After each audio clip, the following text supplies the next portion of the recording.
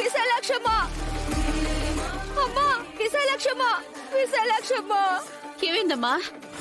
మమత ఏమైంది? మా ఆయన సావు బతుకుల్లో ఉన్నాడమ్మా. ఆ దిక్కుమాలని బెల్ట్ షాపుల్లో మందు తాగి కొన ప్రాణాలతో కొట్టుమిట్ట ఆడుతున్నాడమ్మా. అయ్యో, అమ్మా మీకు దండం పెడతారు, రేపు మీరు గెలిచినప్పుడు మాత్రం ఆ బెల్ట్ షాపులు మూయించండి అమ్మా.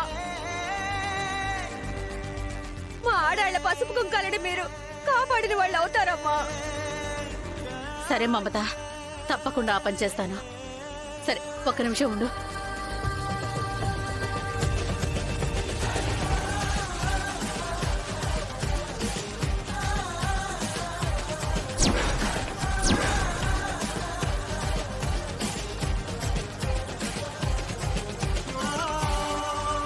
ఇదిగో, ఈ డబ్బులు తీసుకొని మీ ఆయన్ని పెద్ద హాస్పిటల్కి తీసుకెళ్ళు.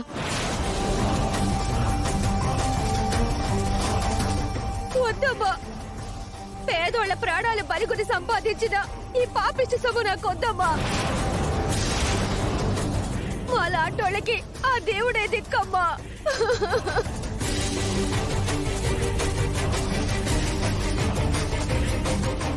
అత్తయ్య, బయట మమత లాంటి ఎంతో మంది ఆడవాళ్ళున్నారు.